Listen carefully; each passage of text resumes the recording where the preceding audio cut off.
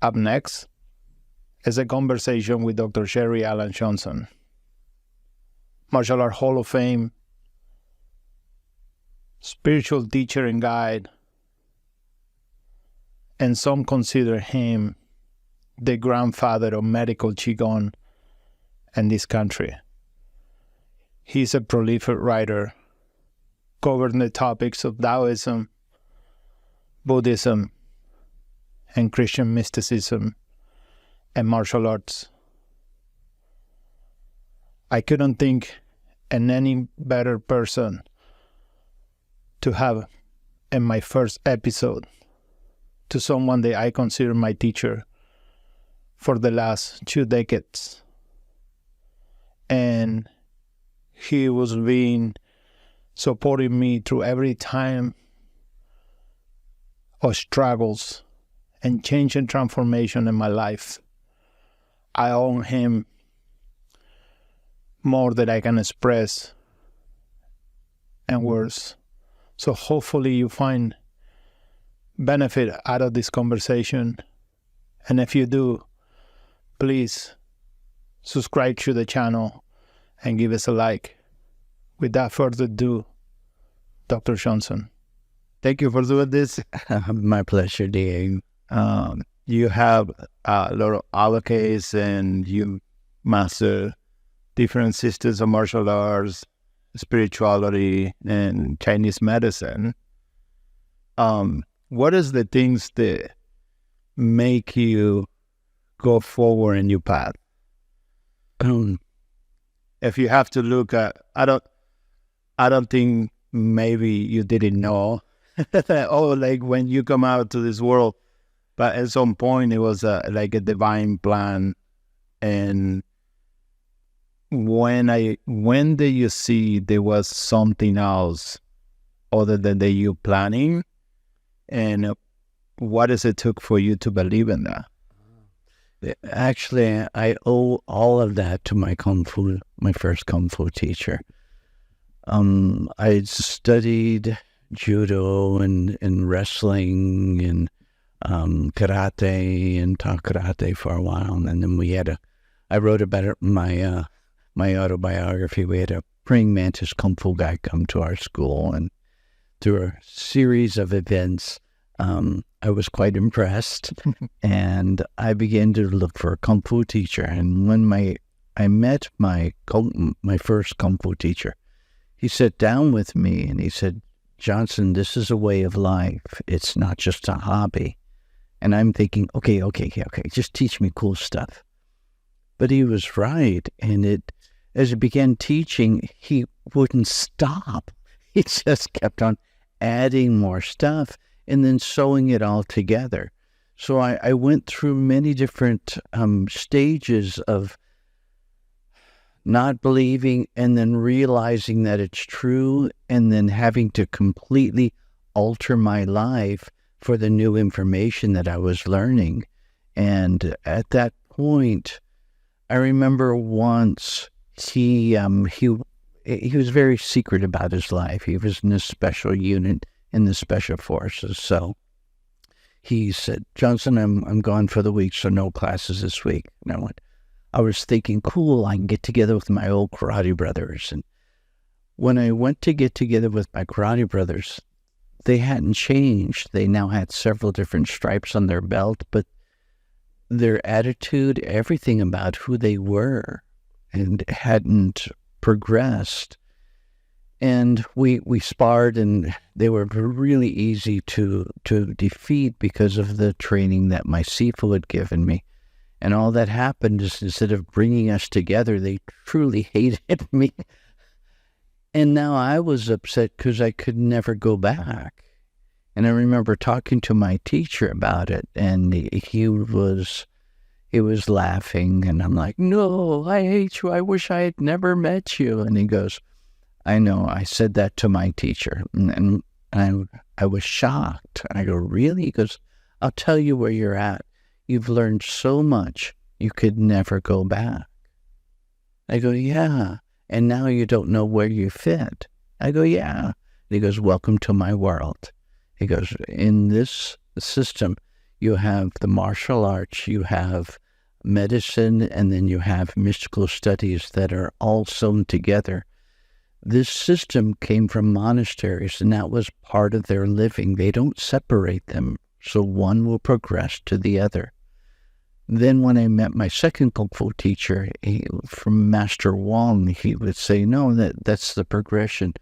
As a martial artist, you learn to defend yourself. Then you learn medicine because you get injured, and then also you've injured other people, and you have to fix them. So you go right from martial arts into healing. And as you begin to do healing, you see the bigger picture. You begin to see how the spirit, which are thoughts and feelings and emotions, begin to affect the energy field, which affects your health and healing. And so you go from martial arts to healer to priest. And at that point, you begin to understand about how thought and intention affects energy, which affects matter. And it's the whole progression. Once I got to that point in my training, I was hooked and I could never go back. And it kind of set the foundation for my future. Do you think the Buddhist system is unique compared with other ones in the world, or the like other system they just strip it away just to make different systems and just basically follow money? Yeah, the filling the rice bowl type of training. I think that I know for the Chinese systems, at least for the systems that I've studied, both in the Buddhist and the Shaolin, and then the Wudong and the Xingyi, Baguan, Taiji, it depends really on the teacher, but they're all specifically taught the same thing. If you learn Qigong, there's martial Qigong and the Neigong training, the inner body skill.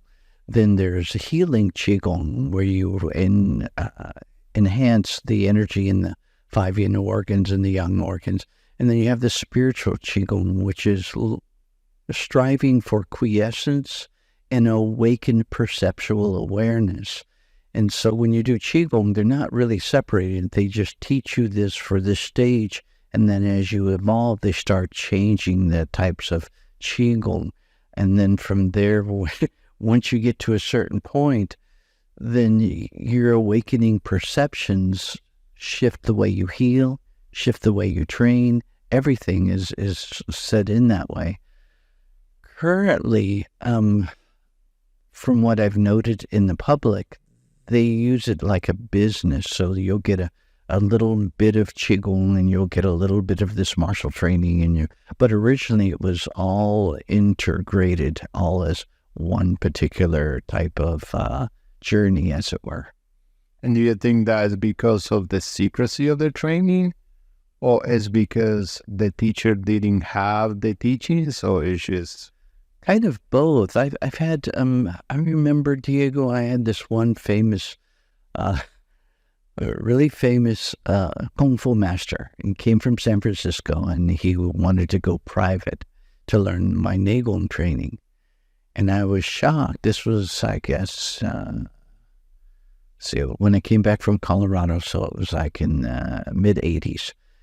And I'm like, why are you, because he had books, he had seminars, and he was very famous. And I go, why do you want to learn from me? I'm a white guy. And he goes, because you have the Neigong training. And I go, but you're Chinese? He goes, yes, but you know that in our tradition, only the oldest brother gets the Neigong training. Everybody else gets forms and such.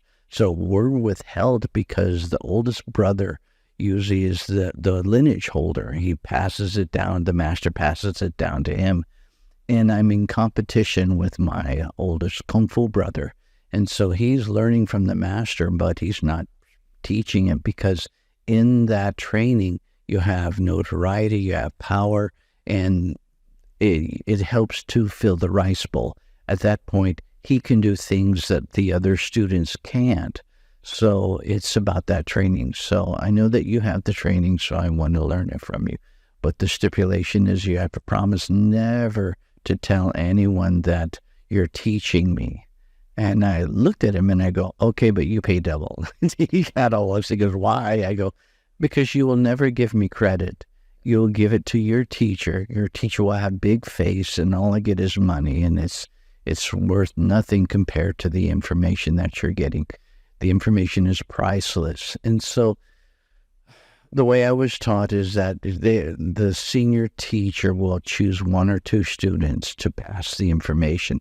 Everybody else gets forms and things like that.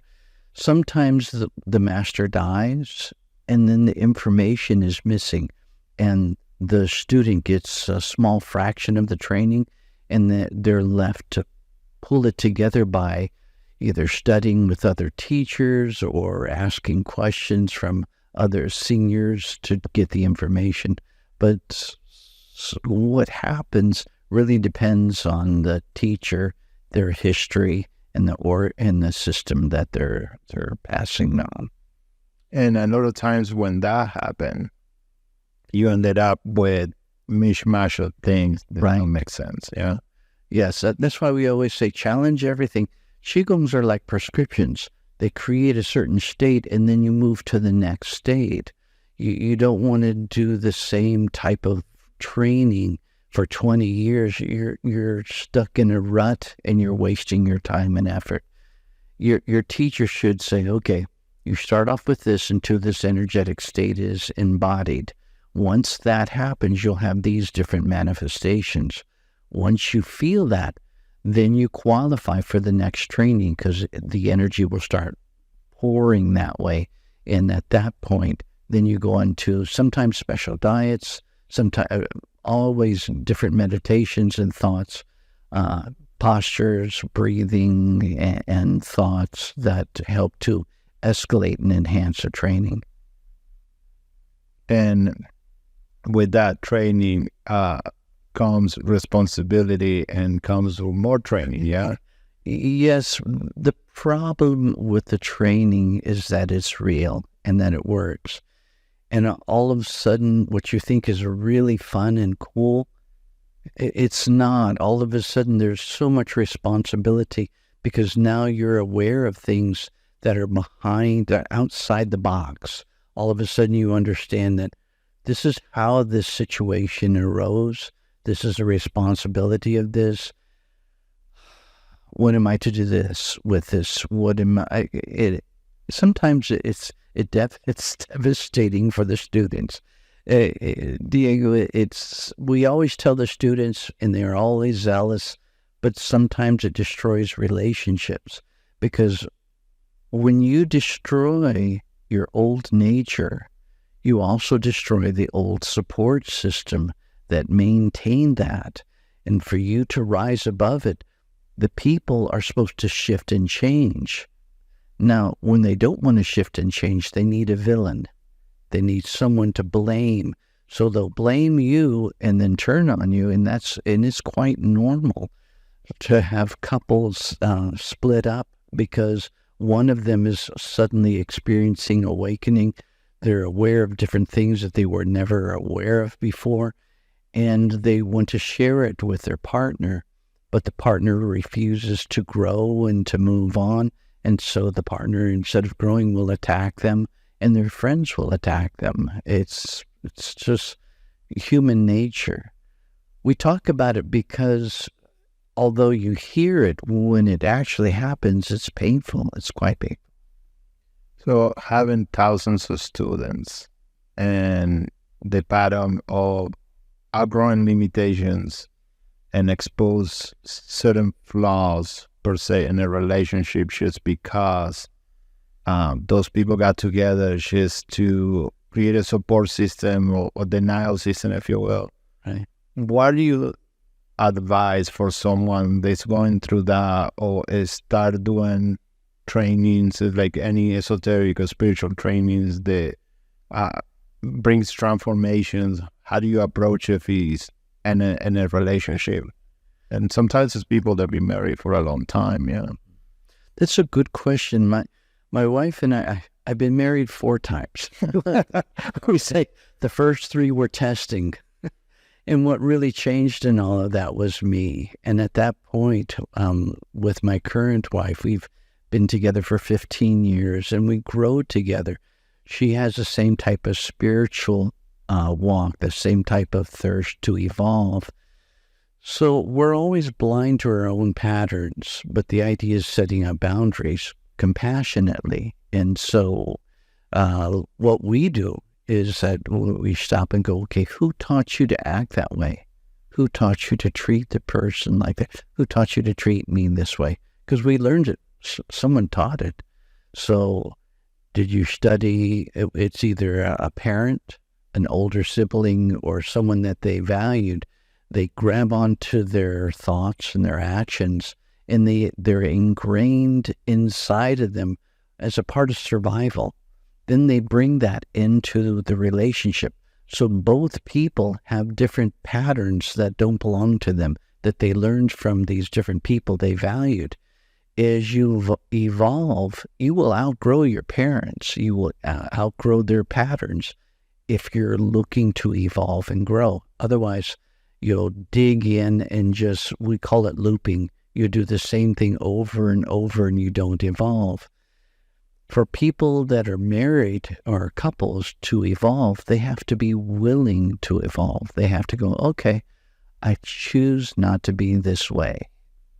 But to point that out to your partner, because your partner's unaware of it, you have to be loving and kind. You have to set some ground rules and go, I'm not aware when I'm acting out, so please tell me, but do it compassionately so that I'm free to awaken. A lot of times with couples, they'll attack each other, and the minute that happens, they move into an adversarial relationship. They're no longer mates, they're adversaries. And so we always say every relationship goes through for a progression of three, goes through the hearts and flowers, goes through the chaos stage, and the new beginnings. The new beginnings only come after both people die. So the hearts and flowers, when the endorphins settle down and they begin to realize that each one is acting out different patterns, they hurt each other. So this is where the chaos stage comes in. And for them to evolve as a couple, they both have to die. It's not just one, it's both.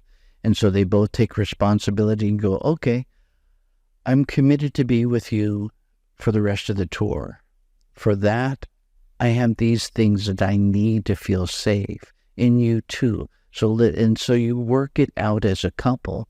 And then at that point, then you start with the new beginnings, because the part of both of them dies, and then a new them starts again. And so it's a very healthy cycle that goes in. But in most relationships, especially now, they'll get to that chaos stage, dump the person, and then start the cycle all over again. And that's where you get all men are crazy, all women are crazy. It's not them. It's the person locked in the loop. And the minute they go into that chaos stage, the chaos stage is actually healthy because it allows them to break the imprinted pattern. But if they run from it, they need a villain, so they make the individual an adversary, and then they move on and they start the cycle again. So for couples, it's a matter of saying, okay, first we have to have a goal. Our goal is to stay together. Okay.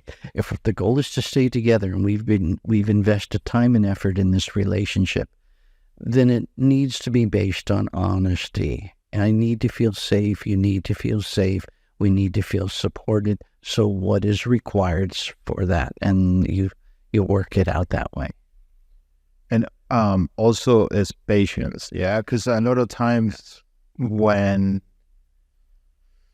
I think couples, they made the mistake is like, well, I already went through it. Why is it taking you so long? Because that's the process. Yes, so one goes through it, the other one goes through it, and a lot of times the person who went first is like mistaken. Yeah. So what you do in that situation? How do you gain that patience? This is part of the process too. Yeah. Right. It's a part of loving each other enough to go, I understand you're hurt. What's the youngest you remember feeling this way, and who was it at? Because there's something in the clinic we call transference, and the transference is when patient either blames the doctor or falls in love with the doctor. That's not limited to the clinic. It's also in relationships. So in relationships, sometimes one mate will accuse the other of different things they haven't healed from. They'll either become the hero or they'll become the villain. So what you do is, to get out of the transference, is go, I understand that hurts. What's the youngest you remember feeling this way? And who was it at? And what that does is it allows each person to go all the way back to the original trauma and have support. Because a lot of times when they have the trauma and the memory, they're not feeling supported. So they stuff, they hide it, and they act it out over and over because they're blind to that. If they don't see it, they can't heal. And we always say you only can heal what you feel. And to feel, you have to be accurate in where this began. If you have the support system of your mate, then from there, at that point, it gives them hopefully the courage to then grow out of that, and instead of accusing their partner. And we always say this is important because if not, you'll pass this on to your kids. All the parents are a combination of different memories and experiences passed down from generation to generation to generation. And that's why we say that it's called the death of the ego fear. They're part of them that has to die to evolve. If they're not willing to die, they can't. And so I always tell them, study your parents because that's who you become. And and a lot, I hate my mom or I hate my dad. I go, that anger is generated energy, which causes you to act like them. It's don't shoot the messenger. That's just the way it is. The more dynamically opposed we are to these certain patterns, the more etched they are. So the whole idea about forgiveness is for us and not for the other person, is for us to break the energetic cords that connect us to the memories and connect us to acting out these patterns. So the forgiveness represents like a death and a rebirth to the original you that was here before you accepted their patterns. So you mentioned something that I think you are the only persons that I hear about. You need to feel to heal. Yeah. So a lot of other systems that I come across, what they do is they compartmentalize it. Yeah. So they put it in categories, and it's more like, oh, this happened, and it's more like a knowledge. What is so essential or relieve in your physiology, the experience? All energy has a charge. And so sometimes the charge is so strong, you need to release it before you can actually heal. This is why in our tradition we have things like beating the bag and screaming and doing the ha sound and then the no sound, and because the charge holds on to the memory and the pattern. So for them to evolve and to move on, you can't go, well, I've forgiven everyone. You go into a state, what we call being pathologically peaceful. Those types of people are really scary because they're so disconnected from their true feelings that all of a sudden they can just lose it and snap. So you go, no, you've been wounded. You've been hurt. It's okay. We all have. You're not the only one that's been wounded and hurt. Use as an exercise to release and get rid of that charge. And once they can start releasing the charge, you keep them in a safe environment to where they can, okay, now it's time to heal. Because I can promise you that after a while of screaming and shouting, your voice gets tired, your body gets sore, and you want to move on. But first you need for it to release it from your body. People stuff, and when they stuff, they rob their immune system to suppress these different types of energetic conditions. That's why, like in the cancer clinics in China, once the patient is able to feel, then we can target their specific disease condition. But until then, it's a waste of time to give them different exercises or different things because they're so armored and internally guarded They can't feel. And so no matter what you give them, it's ineffective. So we have to break the patience by breaking them, meaning that we have to break their armor, get them to feel. The minute that happens, you have two things, anger and grief. And so the anger comes up, and then the grief, and then the sobbing, which is actually really healthy. We say that when the heart closes down and the soul closes down, it goes into 3 stages. First, you have the anger, which sets up the boundary, and then the grief, which honors who you are. If you're setting up your anger and you're grieving and you're made fun of and that doesn't work, you go into the next stage.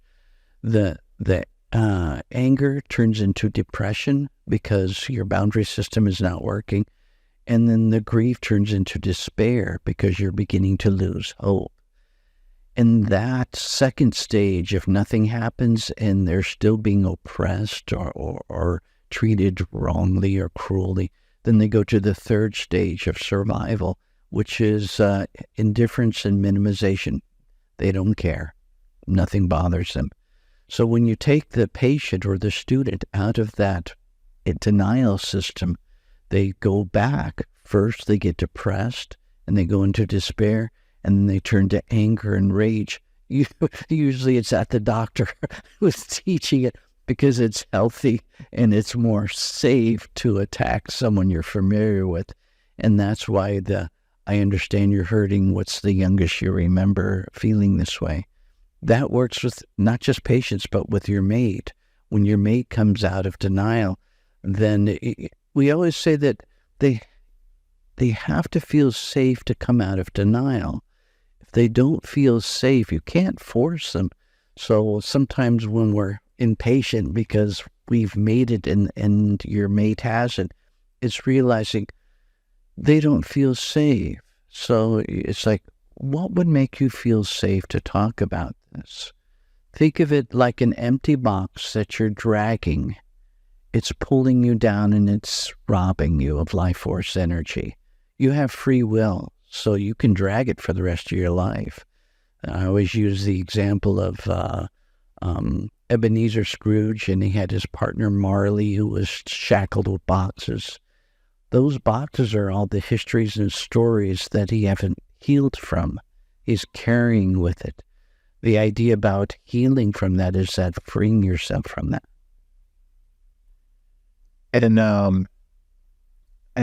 So as a part that you have to trust and believe, because they might never get there. Right. They have to feel safe. And if they don't feel safe, sometimes it's loving them enough to work with a professional, because a professional is a neutral ground.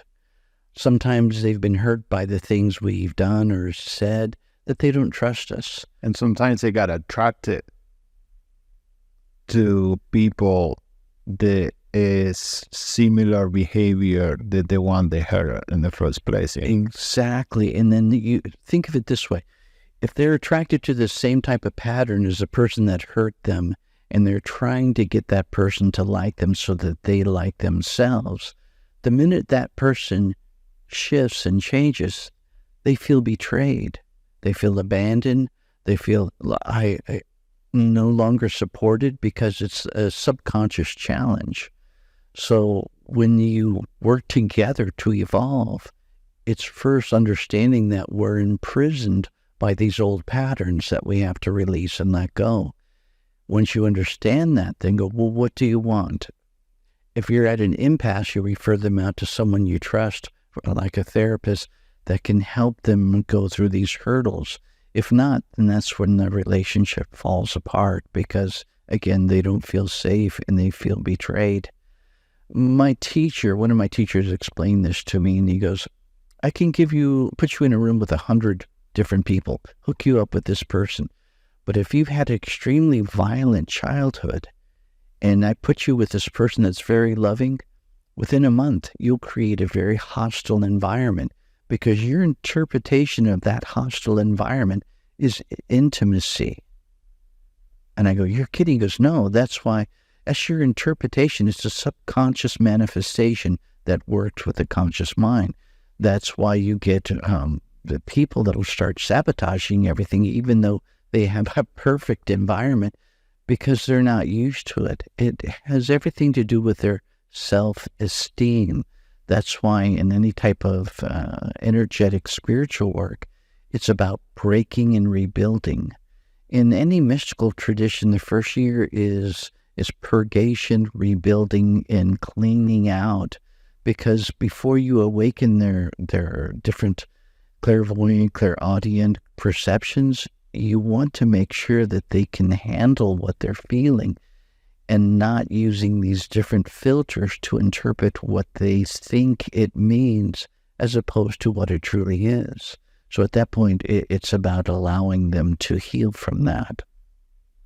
And that's the reason the particular system, it goes martial arts, because you need to break and yes, and then it's like you get to work with the emotions, and then you get to do a scholar, and then ended up being a priest. Yeah. Well, with my fighters, we used to fight and then sit down and then process. I learned this from my teacher, and at first I didn't want to share. And he goes, no, you have to understand that as you begin to share, then these are your Kung Fu brothers and sisters. You don't want them to be vulnerable on the street. If you take advantage of them because of certain patterns that they're blind to, you want to expose that to them, because they're your Kung Fu brother and sister, and you're a family. So in that, you want to protect them with this truth. And everyone starts sharing. Now, at that time, I had Fort Ord was here. And so I had a lot of special forces guys coming for the class. And when we shared, it seemed like we all had the same father. It was amazing to me. And I remember one of my students, who was a carpenter, he was Robert, and he would sit and he'd go, oh, all of this, my dad, this, and he goes, you guys, you're all whining and stuff. And he's talking to special forces guys. And we're looking at him and we're going, denial. Well, Robert had a girlfriend named Kim, and they were together since high school. And I had met his mom and dad, and I mean, they were cruel and real distant and mean.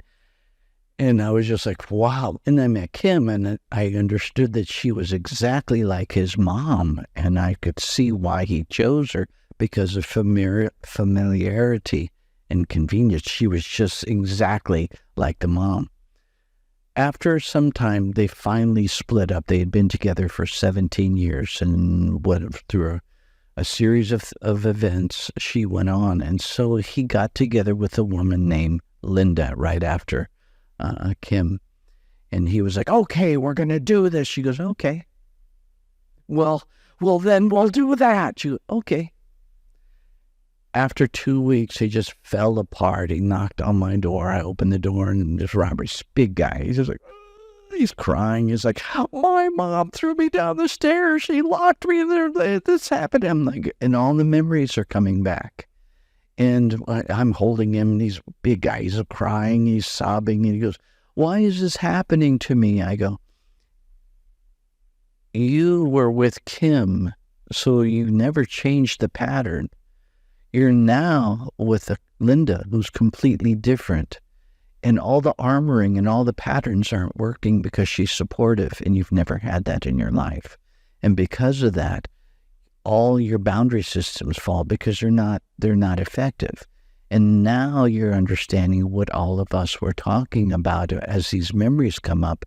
They cause you to be blind to different things. And when we look at it for self-defense, you don't want to be blind and closed off. You want to be awakened to your perceptual awareness. When you're blind and closed off, you become vulnerable to different types of attacks. And so that's why we talk about it. It's not because we're trying to be touchy-feely. We're trying to remove the things that make us vulnerable to the outside. And so that's why we share. And what happened with Robert is after a couple of months of being with Kim, his perceptual awareness and his clairvoyant skills awakened, and he became an incredible healer. And all of that just because it shifted in his environment. So we this is we following the path of like the martial arts, medicine, and then spirituality per se, or priest training.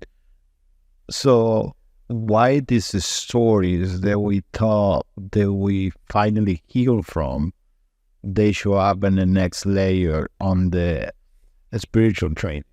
Very good. The stories go deeper. The purpose of the stories are lessons. In the spiritual thing, you look back and now you see the cause and effect. You understand why that happened, and it empowers you with the ability to help others. And as you reach out from your own history and your own embodiment of what they're struggling with, it allows them to trust you because, oh no, I know what you're going through. I went through that too. And this is how I freed myself and got out of that pattern. And so the stories cycle back, because we always say that, no, they're gifts. They were given to you. They're part of your evolution in this tour. So you were given these different things that some were horrendous, but you're not the only people or the person in the world that has gone through that. You have other people that have been through so much worse. So as you heal from this, you now qualify to reach them and to help them, because it's all about service. It's all about reaching outside of ourselves and then helping others. Otherwise, you're selfish. So that's why we go, in the first level, it's about survival. In the second level, it's just about me and surviving and being good. In the second level, it's about healing. It's about me and them. In the third level, because it's a spiritual, you're now being taken care of. And so you can look at the history and understand, this was a very painful time in my life, and this is how I got through that. And this is the skill, the gift of wisdom and knowledge that I learned from this encounter. And this is how I can use it as a tool to help others. And that's where you go from martial arts to healer to priest. The whole thing about being the priest is you're supposed to be an elder. You're supposed to have the knowledge and wisdom to help the younger as they're growing up. Nowadays, they have different interpretations of what a priest does. But in all truth, in its proper definition, a priest is an elder that you can come to that focuses on you and helps you to evolve to the next level. They become your support when nobody else, when everyone abandons you. They hold the ground for you, so it gives you time to awaken and go to the next level. So what do you think is that? Because it's like, a lot of times when in society, they look at different priests for different lineage or different traditions, and like they categorize them, the one that's lesser than the other one. What do you think that happened with that? Why society now is looking, and the more that we, I think, in this time we separated for with the sanghas, with the community, with the church at some point represented for us. Right. Why you think it's such a distance now on that? It's because when you take spiritual trainings and you make it into religion, then the idea about the religion becomes a corporate organization. So it's about the survival of the religion. So it's about making money, about supporting things, and it's not what the original teachings were meant to be. So when we talk about the evolution of going from a martial artist to a healer to a priest, it supersedes the different ranks and the different traditions, because it's about the person's heart. I remember sitting down with one of the elders. Sorry, Dean. That's okay. Sorry. I remember sitting down with one of the elders, and he was telling me, he goes, you see me up sharing, and you look at me and you think I have all this knowledge and wisdom. And he goes, but my hero are those guys that set up everything, that set the chairs, they make it all possible. There's something called group karma, and group karma is all of us sharing in the same mission. When you take that teaching and put it into a religion, then it's about a showboat. Instead of everyone sharing the mission, it's about this one individual. And that's why we usually say, no, everything is about helping them point up, not towards themselves. But when it comes to structurized patterns, sometimes what happens is that the person tries to stand in the limelight. When that happens, they hold on to the information, they dole it out little by little. It's about filling the rice bowl, and they're not actually working with the individuals to evolve. When you get the elders in their proper position, then they challenge the kids to take accountability for their action. And sometimes people don't like that because they go, no, you need to take a look at this. You're using your position, you're misusing it, and you're manipulating people. In the position that you have, you're becoming a bully, and you're using that power structure to manipulate and control people. And that has accountability, that has karma attached to it. What you need to do, or what you may choose to do, is go, okay, how can I help this individual? How can I help them evolve? And that's why we say that when you are working with real priests, it's not about the religion. They will support anyone that comes to them. It doesn't matter if they're Daoist, Buddhist, Christian, Muslim, Hindu. They go, how can I help you? I understand you're a soul that's evolving, and for some reason you've been put in my life. How can I help you evolve to the next level? What is it you need? And then that's the family. It's a big way of feeling attracted to now Daoism or like Buddhism. What is the misconceptions that you have seen that happens when I want to be a Daoist priest, I want to be a Lama, and they good intended, but it's like, well, you need to be aware of all these things. Right. So what are some things that you have seen? When I was studying, when I first started studying Chinese Kung Fu, I came in from a Christian perspective. So I didn't want to do energy because that was of the devil. And I had all of these misconceptions that sometimes when you trust the wrong person, then disinformation is being passed. This is the one thing I love about the Buddhist teachings, where they say, no, challenge everything. Just because it's old doesn't mean it's good. Challenge it. And if you find something that you can embody that will improve the quality of your light, and you can then embody it for your growth and for others, then do that. So we begin to look at everything. We always say that, okay, for the Christians, it breaks it down to two things. Love the divine with your heart, mind, soul, and strength, and love your neighbor as yourself. That's it. Everything else was added later, it became a dogma. For the Buddhists, it's really simple that your suffering comes from your attachment. When you attach to people, places, and things, that's where your suffering comes in, because you're trying to hold on to something that's temporary. So it helps. I love this because of their psychology. At that point, you go, okay, your nature, your core is unconditional love, great gratitude, and great joy. And when you're not coming from that, you've dropped into one of the 6 realms. You're either in the hell realm and you're angry and mad at people, places, and things. You're in the hungry ghost realm and you're grieving, or you're in the animal realm and needing and wanting and mine. You're in the human realm and you're competing, or the demigod realm and you're jealous of what other people have, or you're in the God realm and feeling entitled.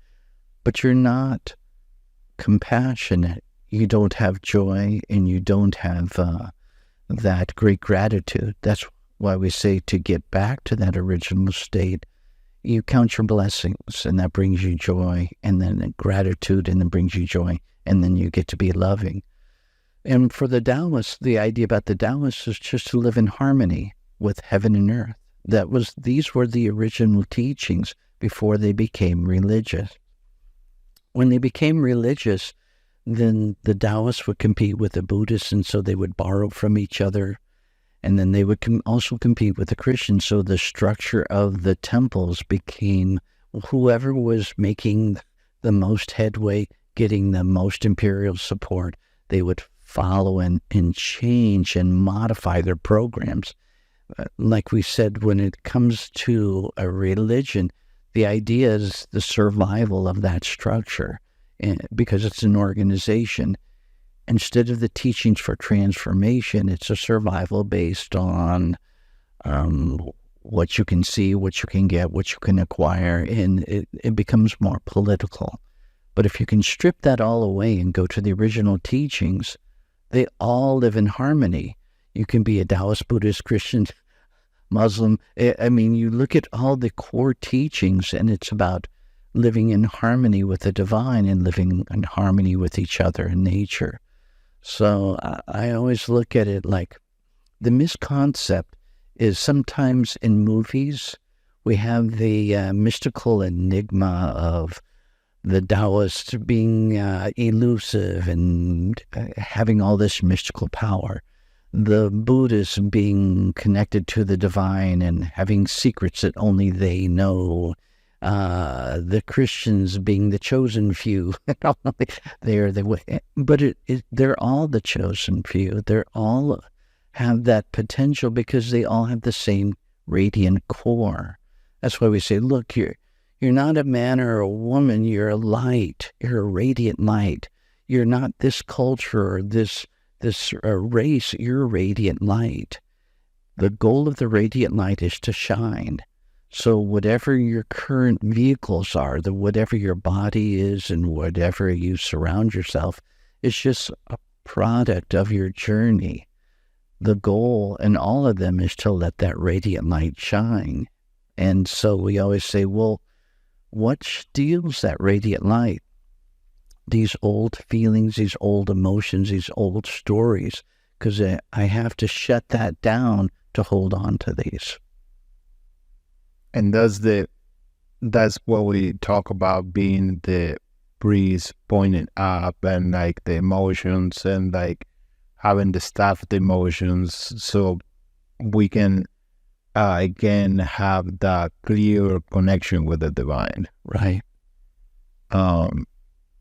So being trained in so many systems, and what is the core things that you can find of similarities between them? Because I assume, if you look at the divine is the center of the hub, and the farther away from the hub, there's all the different roles. So the farther away they're fighting, but the ones in the middle, they're getting closer. Say, oh, you're doing something similar that I do. Right. What was that? What was those core things that you have seen across the board with all these systems? You know, there's an old Chinese saying that only when the master is at the top of the mountain can he see all the different paths that lead up to where he's at. Usually when they evolve from, it doesn't matter what tradition, usually when they evolve up to a certain level, they quit fighting. It's not about being right. It's about doing the right thing. So that way it frees you to support everyone in their personal belief structure, because you know that all of them will be challenged to evolve. So what they all have in the same is that all of them require accountabilities to evolve. It's all about the accountabilities. And so they have their own codes of conduct to create their virtuous states. Okay, they all start off with dualities, the right and wrong. This is essential because at that point, you can make decisions based on those things that are more radiant, which we consider right, and the things that are more toxic to the system, which are more turbid and dark. So because your body absorbs that energy, the goal about doing the right things is to free the different veils that we've enveloped to radiate light. So all traditions have those, the accountabilities, the codes of conduct, the virtues. That will bring them into the study of energy. When that happens, all of them have their own ways of working energy, using sound, using visualization, using light, and that segues into healing. All traditions, it's either personal healing or helping to heal others. They all have those things in common. After that, then they evolve into the final level, which is the fusion of everyone, loving everyone. And so the duality becomes a singularity when you realize that all things work together for the good of those who are walking with the divine. You begin to see the bigger picture. You'll be able to look back and go, this was a horrible in my life and it closed all these doors, but because this happened, it caused me to go this way, and this was a wonderful event in my life. And you begin to see the storyline. I'm 70, so when I look back, I can see all of the things that I felt really enraged by. And I go, thank you. That closed these doors and it forced me to do this. And so many people benefited from those decisions. And so that's why we say the duality shifts, because you learn to do things as a natural progression. And that's why when you meet these different elders and these priests, even though they don't have the ordinated title, they have that compassion that's innate in their speech and their actions, which qualify them for that. So that's the thing that I look at all these different traditions that they have in common. And I've seen, Diego, other like things from the Egyptian and Hermetic. And now, granted, you always have those individuals in all traditions that are in high positions, but abusing their positions. And that's everywhere. But that's the human nature. But if you can strip that aside and look at the original teachings of that system, you'll find a loving, supportive energy. And that stream is what you want to follow to the mountaintop. That's the one. I know that many people have been hurt by nuns and priests from all traditions. I mean, it's prevalent in this world. But if you can push that aside and look at the original teachings, you can still find the freedom that puts you to the mountaintop of where you're seeking to go. So going back to the duality of things, yeah, so like you say, most traditions have it. And the reason, well, I assume that the reason is because they need a new anchor, yeah, like a North Star. Right.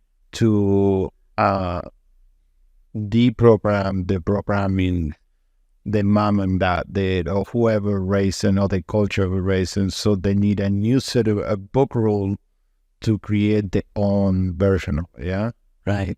You need to challenge the original imprinting. We call it the higher power, because if you don't challenge the original printing, then in all truth, your mom and dad become your gods, and you become subservient of their imprinted patterns. People don't like to hear this, but it's true.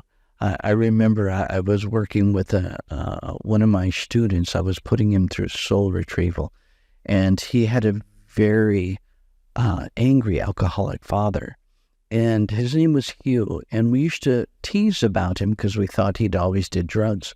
Because you'd ask him a question, and he was brilliant, but he'd roll his eyes off and tilt his head, and we're like, wow, the 60s were hard on Hugh. Well, when I put him through soul retrieval, I found out that Hugh didn't do drugs at all.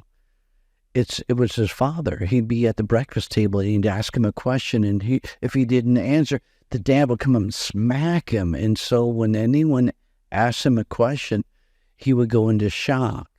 I remember it was devastating when he told me that, because in retrospect, all the teasing I did about him, I felt so ashamed and embarrassed. And so I made it a plan to help Hugh get out of this state. And so I explained to Hugh, I went into the whiteboard and began to write things down. And I go, okay, you have the father, which is, the father imprints a subconscious mind for most males. Okay. You have your exceptions, but for the most part, in Hugh's particular case, it's true. I go, who's your higher power? He goes, what?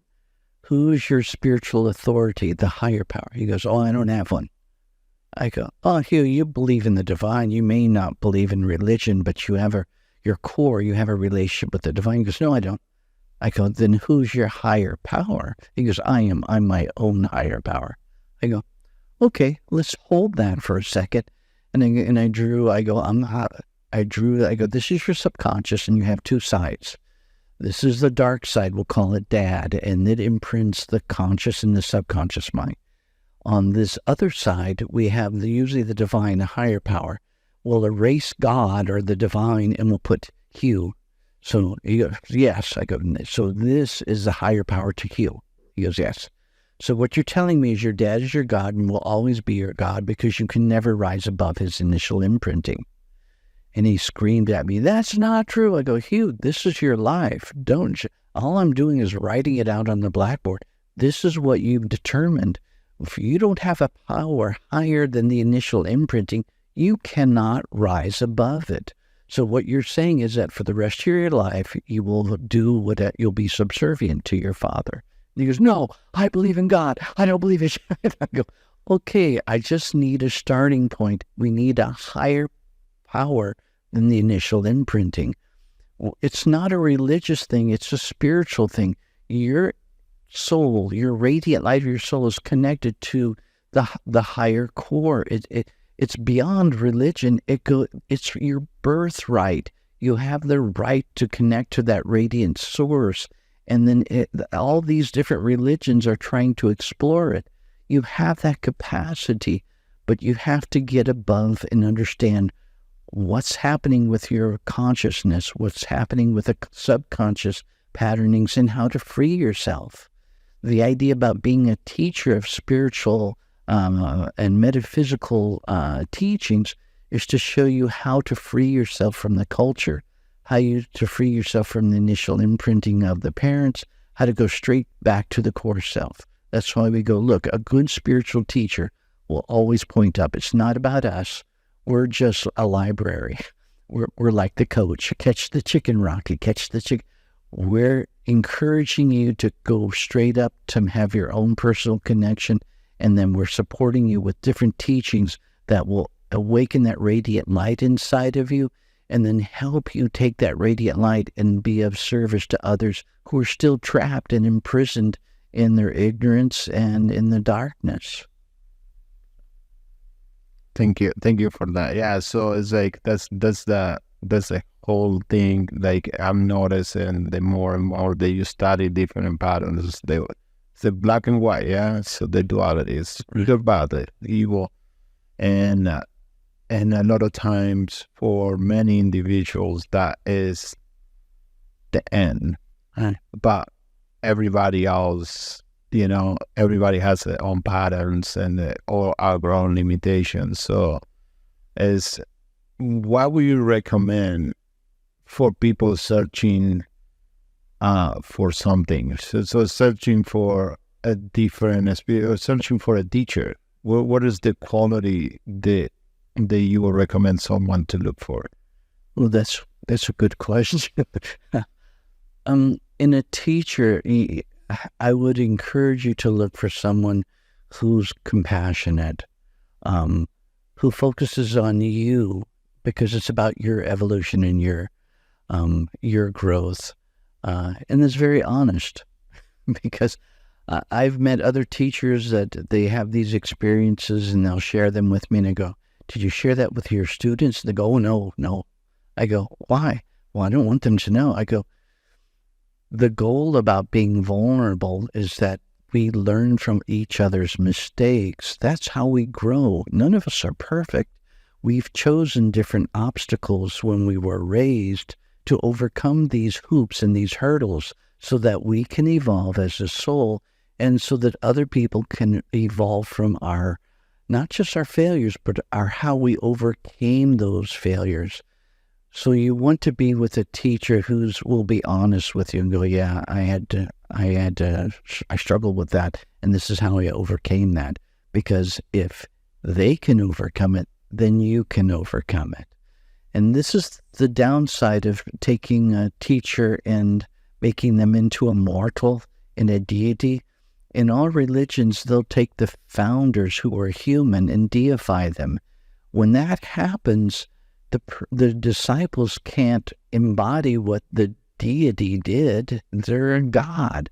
So we say, well, why did you deify this individual? Well, because it supports the religion, because we were competing with the other religions. And if they're very honest, they go, no, this individual's teaching was life transforming, but the teaching was dying out and we were competing with other religions. So this is how we survived as a religion.